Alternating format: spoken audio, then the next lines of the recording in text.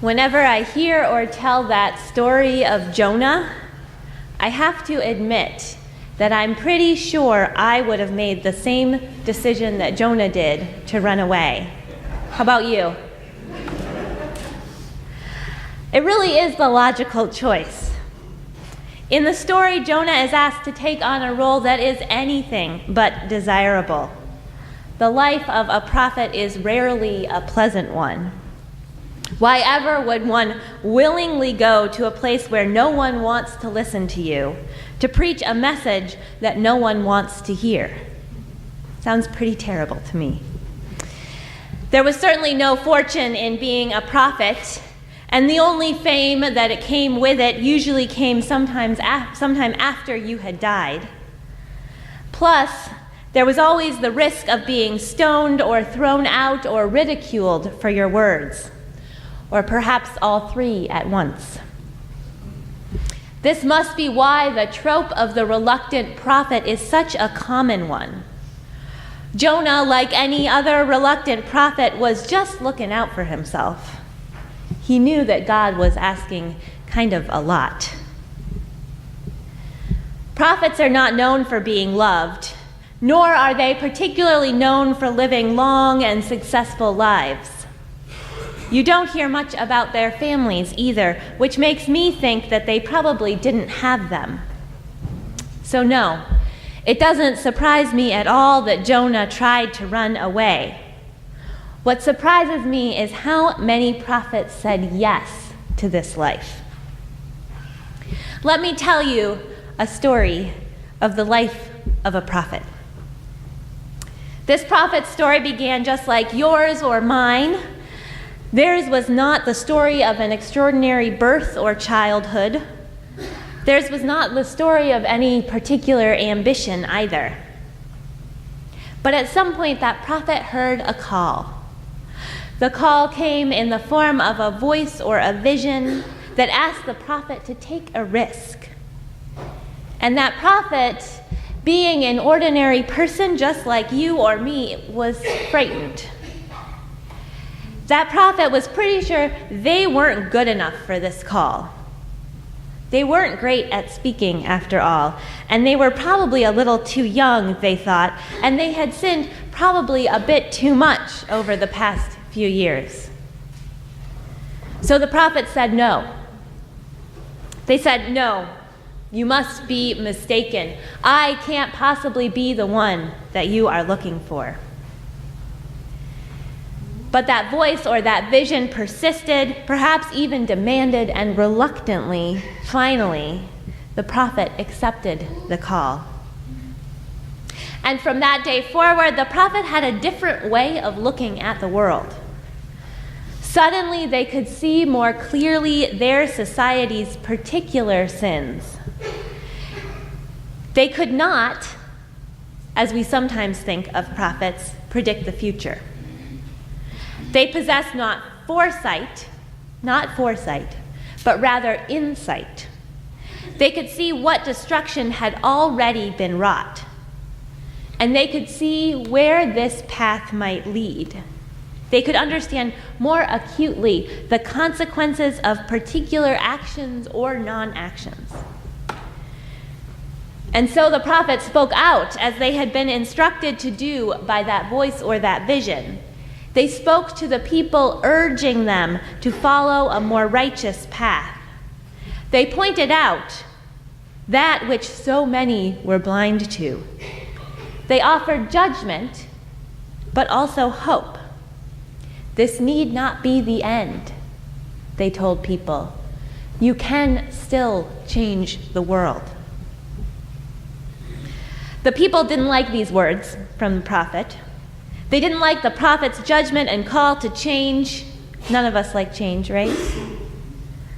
They didn't like being told they needed to wake up to the injustice around them. They didn't like this intrusion into their normal, everyday routine. And so they drove that prophet out and tried not to listen. They hurled insults and threats. After all, there's no worse place for a prophet than in their own land.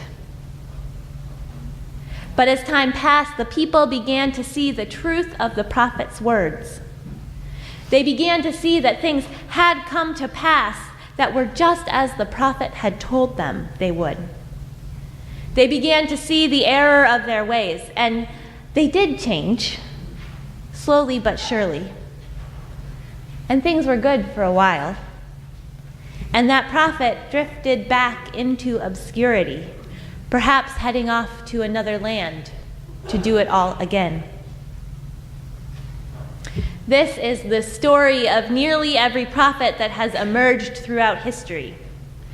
The prophets of the three Abrahamic faiths, Judaism, Christianity, and Islam, have remarkably similar stories. Many of them did come from modest means.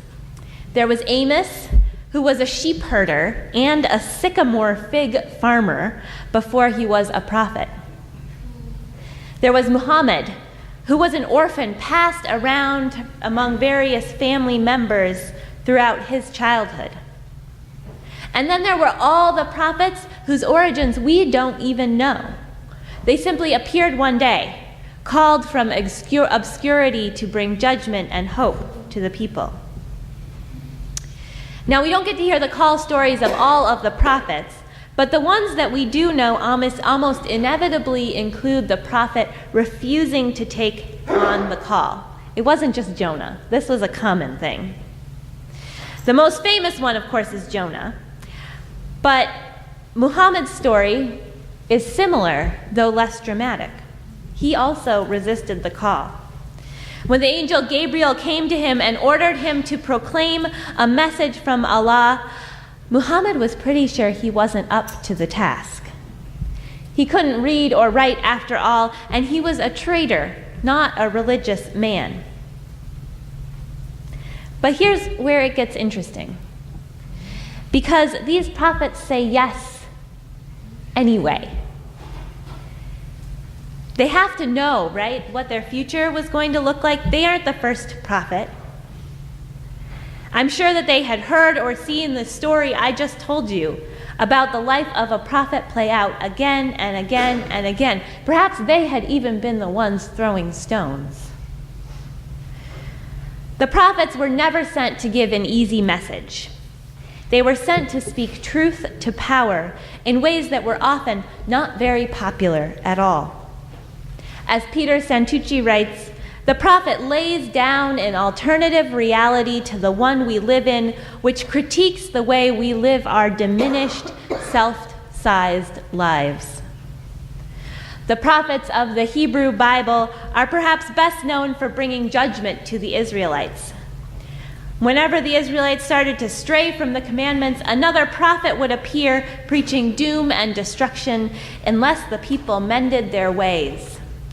If you read the books of Judges and prophets in the Hebrew Bible, it almost feels like you're watching that Groundhog Day movie because it literally just repeats itself again and again. The people sin, a prophet comes, they throw him out, they finally listen, they're redeemed. And it lasts for, 2 weeks. So why would anyone want to take on this role of delivering the bad news? And yet, each one of these prophets take it on, even Jonah in the end. And I have to think that the only reason anyone would take such a risk, would take on such a task, is because they truly believed in their heart of hearts that their message was vitally important. They truly believed that the world needed to hear their message. They truly believed that the world would be a better place if they could just get people to listen. Shannon Daly Harris tells us that this is the difference between prophets and prognosticators. She defines prognosticators as people who try to predict the future, while prophets are people who point to the future that love and justice demand and look at where we are and where we need to go, measuring both against that standard. They point to the future that love and justice demand. Prognosticators can remain neutral. In fact, that's what they're supposed to do, to try to predict the future in an objective manner. They're not supposed to be on one side or another, rooting for one outcome or another. Prophets don't have that luxury. Prophets are anything but neutral. They are always pushing towards a world with more love and justice in it. As Daly writes, they are on the side of the eternal, on the side of justice, on the side of those who are poor, oppressed, marginalized, left out and left behind by society, calling us to change, to get to where and who we are meant to be. Prophets take on this task of speaking truth to power, not out of a sense of dread or doom, but out of a sense of hope. They have this hope that a new world, better world is possible. But they know that the world isn't going to get there on its own. They know they need and we need to do our part.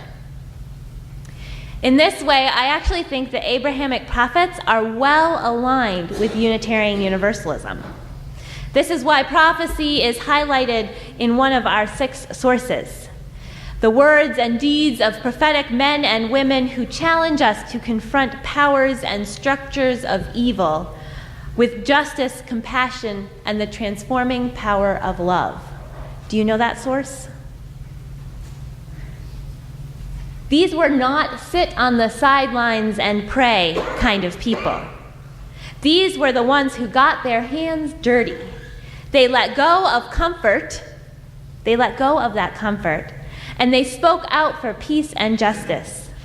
They made trouble, which I know we UUs are good at too, right? And perhaps most importantly, they believed that living your faith in the world was not about the particular rituals you do or the doctrine you ascribe to, but the way you lived your life, the way you treated your neighbor, and as they would say, the way you spread God's love in the world. So I had Elizabeth read those 2 passages from Amos and Micah because they point exactly to this. Amos says, I despise your festivals, and I take no delight in your solemn assemblies. But let justice roll down like waters and righteousness like an ever-flowing stream. We can get behind that, right?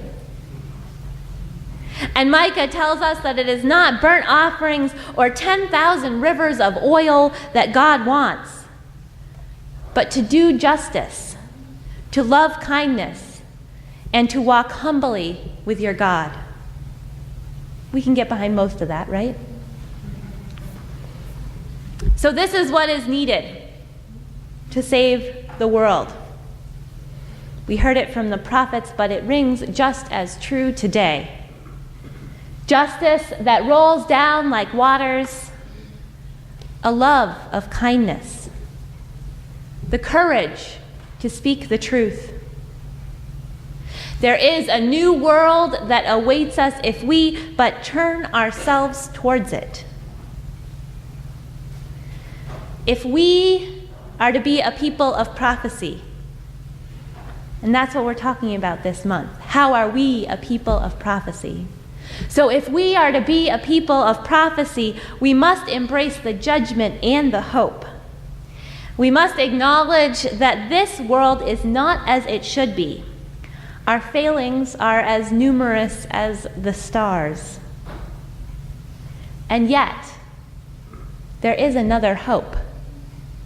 A new world is coming for us if we but give it a chance. This need not be the end, my friends. We can still change the world.